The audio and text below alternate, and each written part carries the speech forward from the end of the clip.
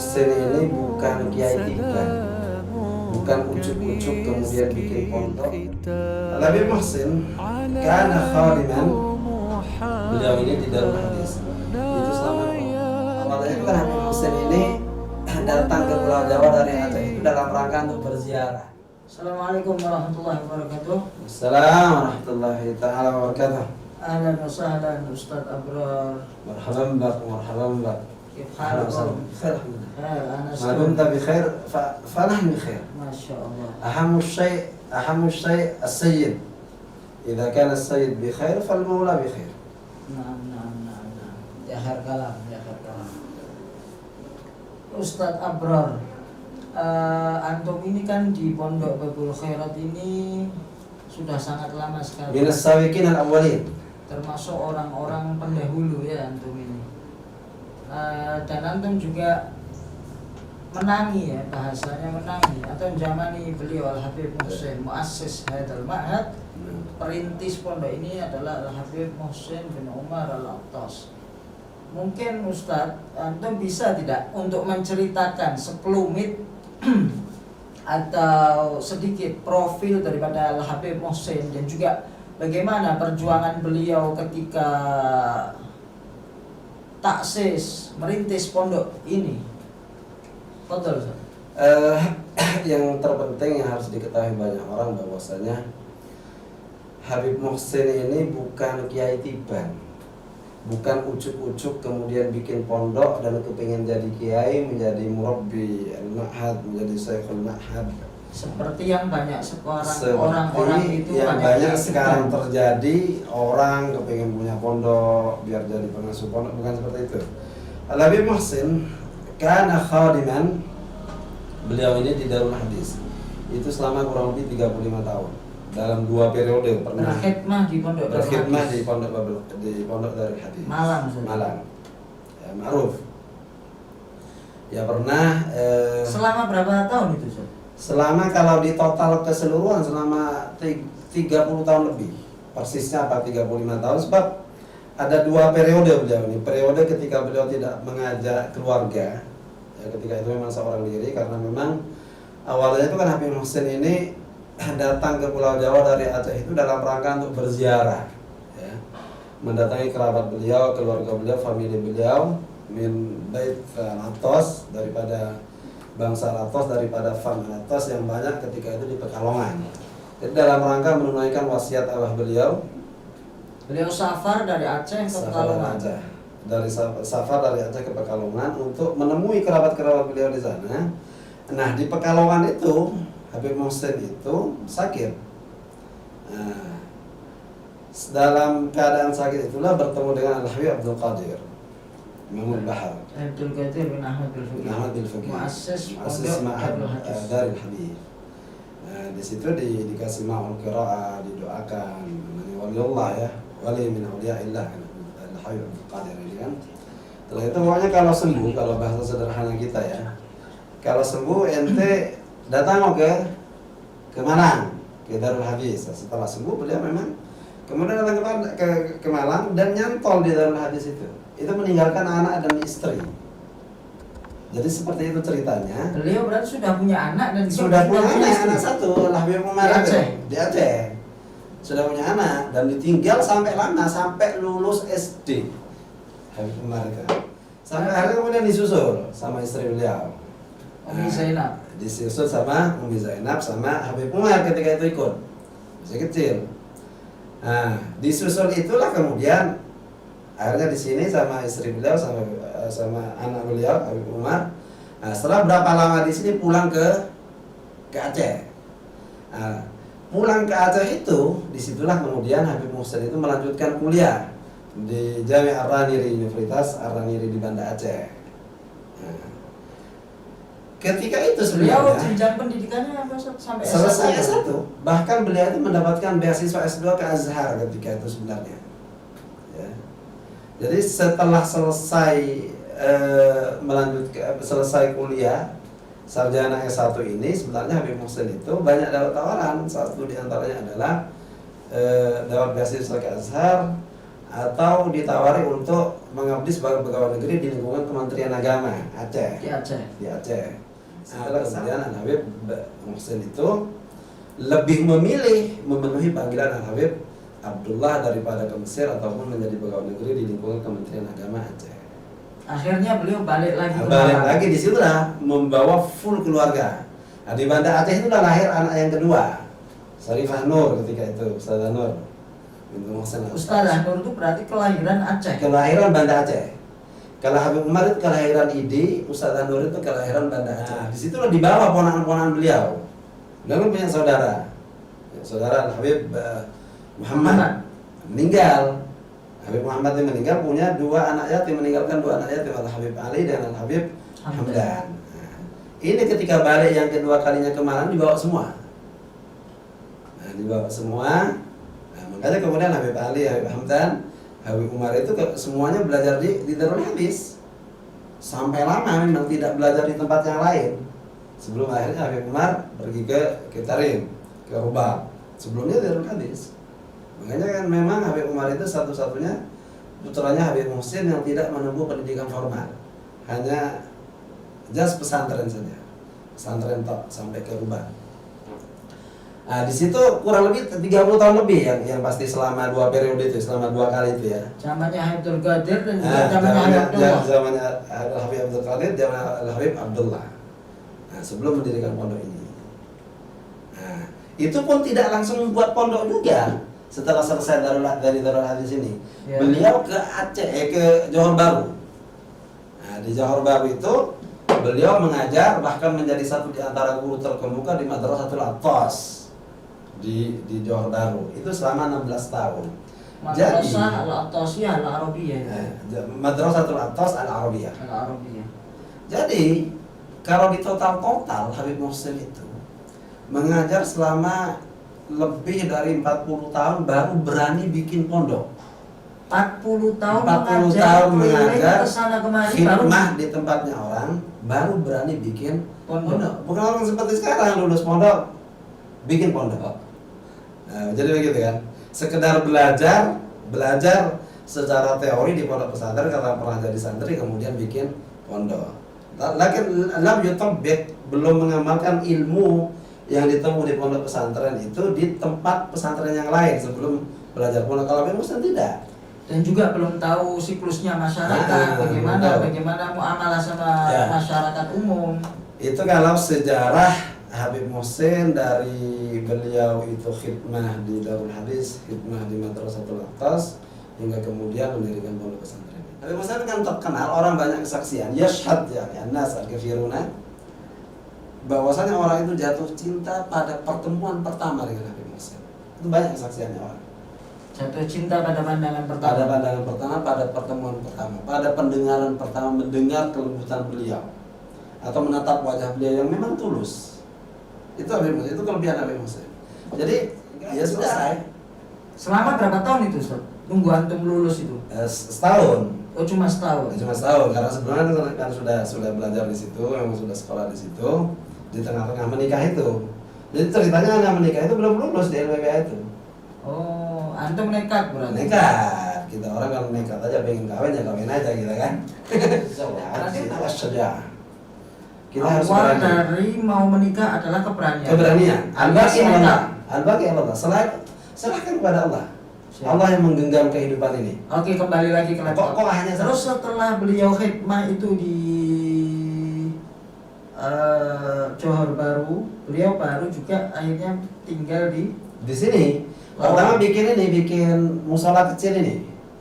Oh, perpustakaan itu Ustaz. Ya, yang sekarang jadi perpustakaan. Sekarang itu. jadi perpustakaan. Itu hanya ngajar anak-anak kecil mengaji. Jadi berawal dari situ. Di daerah Ngamarto sini. Di daerah Ngamarto sini. Atau nama lamanya adalah Gandul. Tapi ketika itu sudah Ngamarto tapi.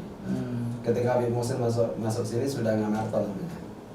Itu mengajari anak kecil mengaji saja sebelum menjadi pondok. TPQ guys. Nah, seperti TPQ tapi tidak disebut TPQ lah. Jadi tidak ujuk-ujuk langsung pondok besar atau madrasah besar, tidak. Dan memang Habib Muhsin itu kan apa ya, moderat, luas. Pada diri Habib Muhsin itulah saya melihat kaidah yang disebut dengan al-akhlaq fawqal ilm. Di situ. betul-betul terwujud pada diri seorang Habib Muhsin. Sosok Habib Muhsin. Sosok Habib Muhsin. Al-akhlaq faqala ilmi itu. Ya. Itu Mungkin daripada karomahnya beliau yang pernah antum rasakan atau orang lain merasakan, kafir. mungkin bisa menceritakan satu di antaranya yang atau dua ya yang bisa saya. Tapi cerita orang banyak. Termasuk misalnya dulu itu beliau berangkat dari ID ke Banda Aceh itu kan naik kereta api uap ketika itu. Jadi pakai air digodok itu. Nah, tapi memang banyak yang berkenaan dengan ini memang karomah beliau ini. Ini sudah ketinggalan. Maksudnya itu mau berangkat ke Banda Aceh dari ini sudah ketinggalan. Delalah mundur anunya itu kereta apinya itu. Tiba lali kurung isi banyu. Begitu juga yang saya tahu, ini mau berangkat ke Pekalongan.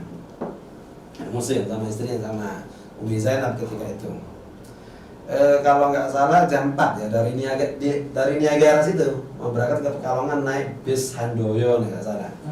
Nah, ini sudah mau berangkat sudah bawa tas ini mau naik mobil datang tamu dari Sumenep kalau siapa namanya bangsa Bagil lah ketika datang.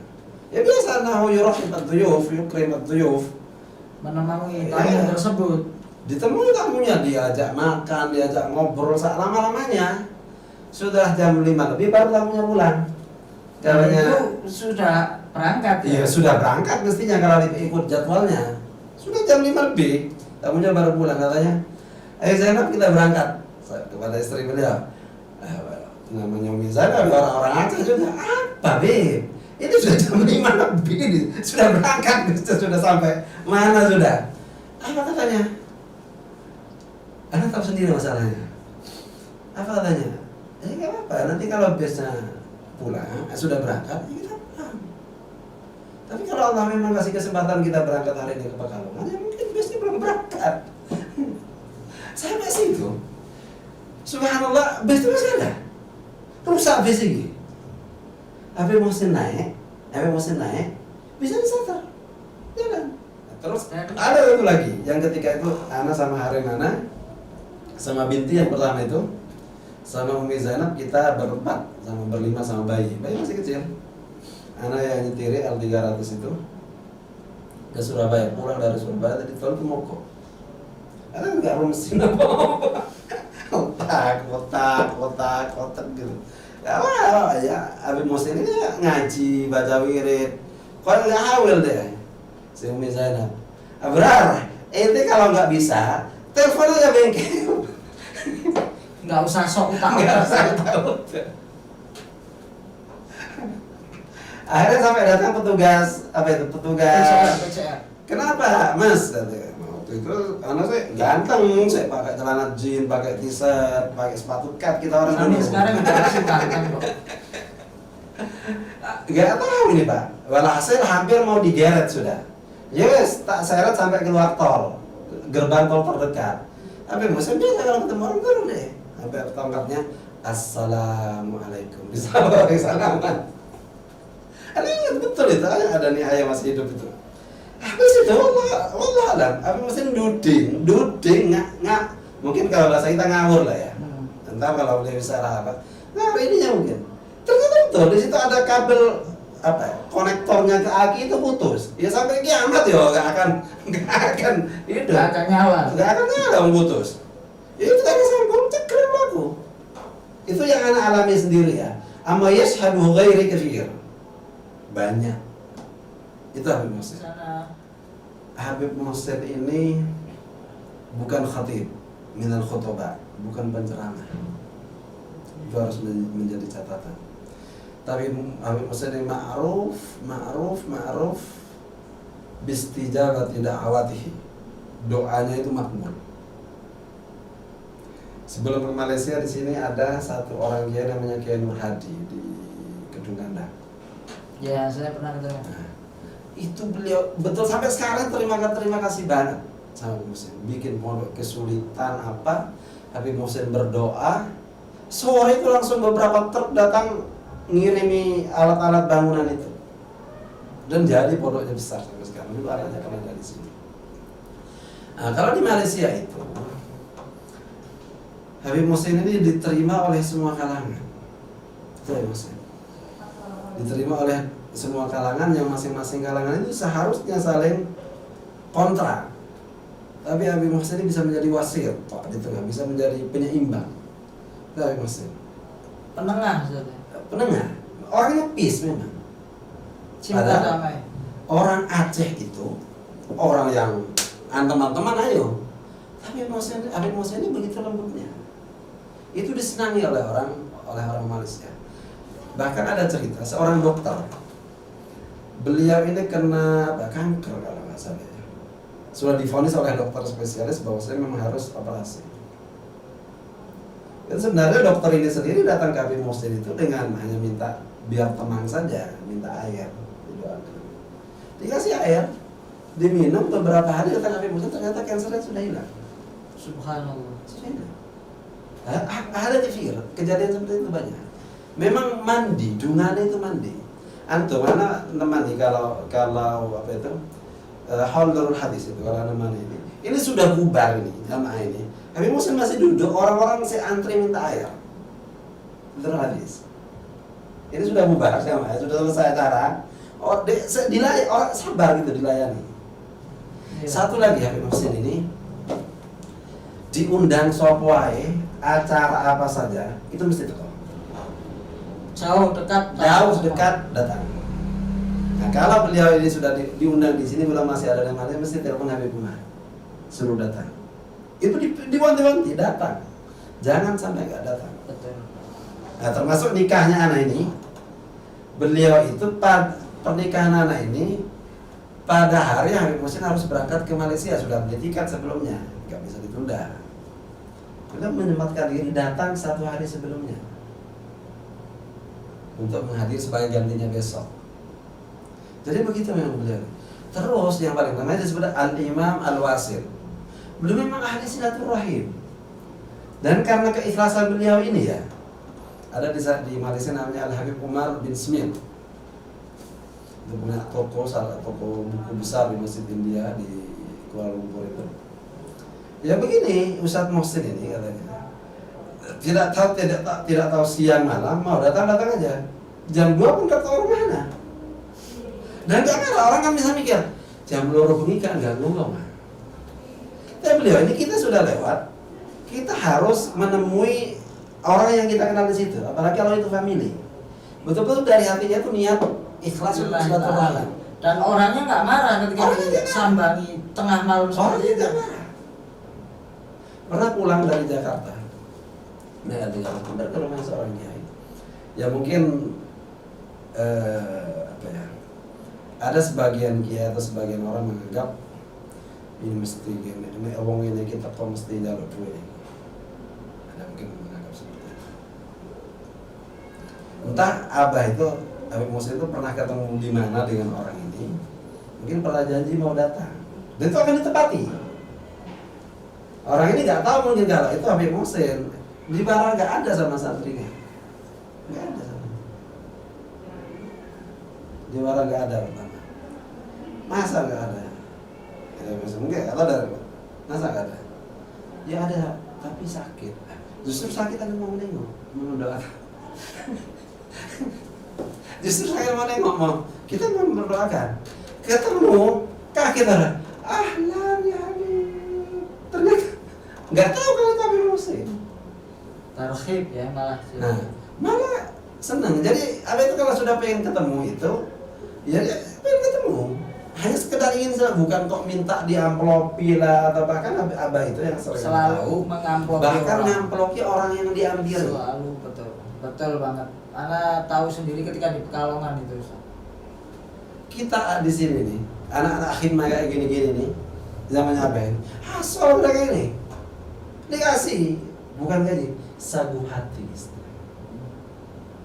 Ada tamu disangoni. Ada tamu semua mesti disangoni. Banyak daripada orang-orang mengatakan Habib Muhsin sering ngasih uang. Makanya sampai alafu banyak orang apa ya, ngaku-ngaku mu'alaf dalam itu banyak datang ke abah dulu minta uang, cerita baru masuk Islam, diusir dari keluarga, banyak tapi bukannya kita nggak percaya, tapi kok CAG gitu loh. Ana ingat Ustaz, ketika Ana di Yaman di Darul Mustafa, Habib Umar, Umar bin Hafid? Iya, ada satu orang dari Malaysia, dia masih muda, syab, gondrong lah rambutnya, simah-simahnya itu apa ya, kayak perangainya itu kayak anak nakal banget. Saya pernah satu bis sama orang itu, waktu itu mau ziarah Zambal kalau nggak salah. Kalau di sana Elf itu orang ngomongnya bis ya. Bis. Kata di Malaysia bas. Nah, itu ini orang gimana sih? Siapa sih? Sok banget, nggak seneng anak sama orang ini. Karpe dewe dan yang lain sebagainya. Ala kulli hal. Kemudian anak ya ini juga yang sering anak lakukan. Ada beberapa habaib daripada Sadah Alawi, tapi yang mungkin kurang perhatian di dalam taklimnya, dalam belajarnya. Di situ anak mencoba mendekati orang-orang tersebut. Nah, salah satu yang anak dekati satu orang Malaysia ini, kalau nggak salah bangsanya Jamalul Lail, yang dekat sama orang yang tadi ini, yang saya anggap orang nakal ini. Kemudian saya cerita, dia tanya gini, saya bilang, ya dari Lawang, Malang, ini gini dan lain sebagainya. Terus kata satu Habib ini, dia mengatakan, loh Beb, antum di Malang, ada teman anak, dia punya abah angkat, nggak tahu namanya siapa, Habib juga, dia ada di Malang. Setelah itu, siapa teman ente? Ya itu Beb yang biasa sama anak. Oh yang itu. Kemudian akhirnya orang itu datang ke anak ngobrol sama orang tersebut, dan ternyata betul Ustaz. Ini anak ada masalah besar, anak nggak bisa cerita di sini ya. Yang dia ini sekarang ini buron sebenarnya di kepolisian. Dan dia melarikan diri, terus dia ya nyantri lah akhirnya di situ. Dia mengatakan orang syab tersebut, pemuda tersebut, saya ini 2 kali masuk penjara. Yang pertama dulu masuk penjara ada masalah lah seperti itu, dan yang mengeluarkan saya itu Habib Muhsin. Dia nanggep sebagai abah anak sendiri, abah angkat anak, dan dia meneteskan air mata cerita seperti itu. Saya bilang ini dunia kecil banget. Anak cucunya ente ketemu anak angkatnya, umurnya mungkin di atas sana berapa tahun lah, seperti itu. Perhatiannya beliau Habib Muhsin kepada orang-orang yang seperti itu di dalam dakwahnya, tanpa pandang statusnya atau profesinya atau ya, orangnya seperti apa. Dan ini yang kedua bersama beliau Habib Umar lah istilahnya, Habib Umar bin Hafid yang menyelamatkan. Yang pertama adalah Habib Muhsin, dan dia mengatakan itu abah angkat saya, yang mengeluarkan saya, dia yang menjamin saya, katanya seperti itu. Ya, betul. Sampai anak ini pernah jadi juri di UIA, di Universitas Islam Antarabangsa di Malaysia, Al-Jami'ah Al-Islamiyah Al-Alamiyah. Itu satu di antara guru besar di situ, profesor namanya Dr. Rahma, perempuan. Makanya anak bisa jadi juri. Bahkan anak waktu itu juri debat bahasa Arab antar mahasiswa se-Malaysia. Anak pernah jadi juri di sana, satu-satunya orang Indonesia. Yang lainnya dari Timur Tengah semua jurinya ketika itu. Ya gara-gara Dr. Rahma ini. Dr. Rahma ini muridnya Habib Muhsin ketika masih di Madrasah Al-Atas. Itu apa katanya?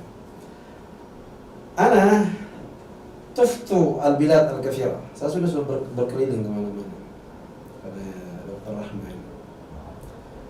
كنت أدرس في مصر، كنت أدرس في بريطانيا، كنت أدرس في أردن، في كثير من البلاد، لكن لم أجد أستاذا مثل الحبيب محسن.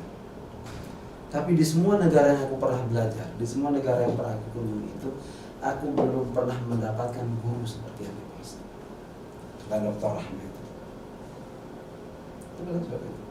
Betul-betul beliau tuh mempunyai kesan yang dalam terhadap Habib Muhsin. Sabarnya, keikhlasannya. Sabar apa? Ketelatenannya bahkan ya. Dulu kita orang ini di sini di Babul Kharab nih, zaman masih ada Habib Muhsin itu setiap guru itu, guru diniyah dan dia dimintai jurnal. Al-istidad qabla ta'lim, wal mutaba'ah ba'da ta'lim. Ya kayak jurnal lah kalau di pesantren modern. Itu diteliti ma'adiqqah, kurang titik, harokatnya salah, kurang satu reget sin itu tahu. Itu biasanya kita dinilai masing-masing dengan kesibukannya. Dengan kesibukannya, kalau katanya Umi, ya sampai malam, sampai kadang terkantuk-kantuk begitu. Itu kan nggak bisa dilakukan kecuali murabbi yang betul-betul ikhlas yang memang fi luh juhad.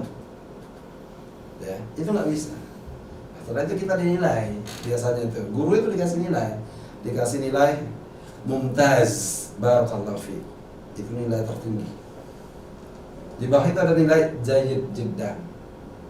Jadi murid ini guru dipantau oleh guru, gurunya dipantau oleh Habib Muhsin langsung. Dengan kesibukannya, oleh pengasuh pondok. Masih bisa memantau guru. Di bawah bahkan kalau ada guru bikin soal bukan pakai bahasa Arab, pakai pegu, bahasa Indonesia pakai pegu. Itu banyak. Limadza la taktub al-as'ilata bil lughatil arabiyyah? Ma'anna nahnu huna madrasatun arabiyyah. Itu mesti ada seperti itu. Jadi orang beliau memang perfeksionis. Itu lihat penampilannya itu. Enggak kok sarungan kayak kita ini kan, kayak sarungan. Nah, apa itu? Dia pakai sarung, pakai jubah, pakai jas, pakai imamah, pakai rida. Ridanya itu trikoan kelemis rapi, lihat aja di foto-fotonya itu kan. Pakai kaos kaki, pakai sepatu dan semiran. Parlente. Jadi itu apa? Atasnya itu dia semir. Dalam berjalan itu teratur, kayak melaku itu udah teratur. Tok anunya apa itu? Tongkatnya tuh, bukan tok. Enggak.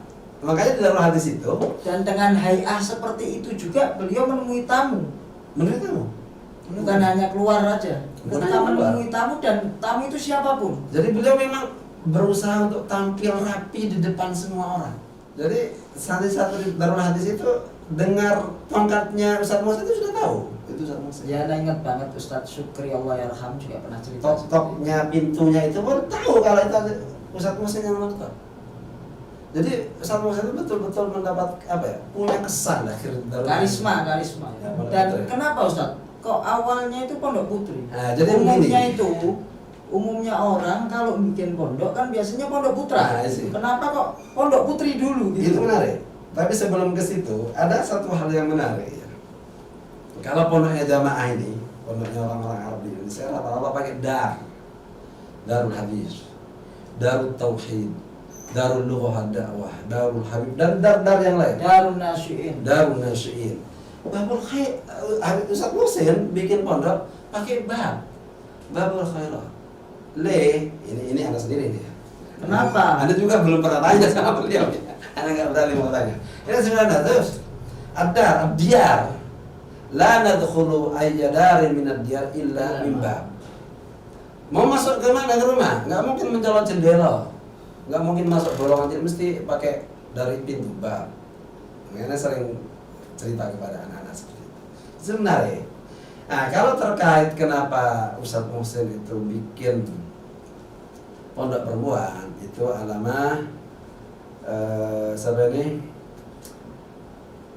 Allah yarhamuh, Al-Ustaz Al-Habib Muhammad Ba'abud, sahib Darul Nasyiin. Itu beliau yang memberikan pesan. Kenapa? Katanya waktu itu mangkul ya. Kenapa katanya? Karena memang waktu itu nggak umum pondok perempuan di kalangan jamaah. Iya betul. Nggak ada orang Arab bikin pondok perempuan. Semua rata-rata pondok laki. Rata-rata laki-laki. Kalaupun ada mungkin Yapi ada. Ustaz Al-Habsyi sudah bikin Yapi.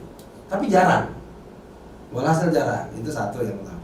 Yang kedua, Ustaz Muhammad Ba'abud yang memberikan isyarat kepada beliau untuk bikin pondok perempuan karena pondok laki-laki sudah terlalu banyak.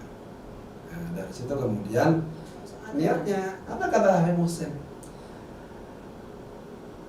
Al-waladus sholih la yalidu, ya kan? La yulad, al-waladus sholih la yulad. Anak soleh itu tidak akan pernah lahir illa min ummin salihah, illa min ummin salihah muta'allimah fahimah lidiniha.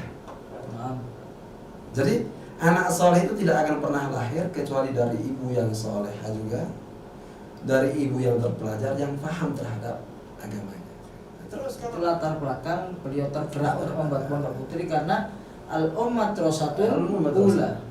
Al-madrasah ula di awal. Dan Habib Muhsin itu termasuk bikin sekolah formal.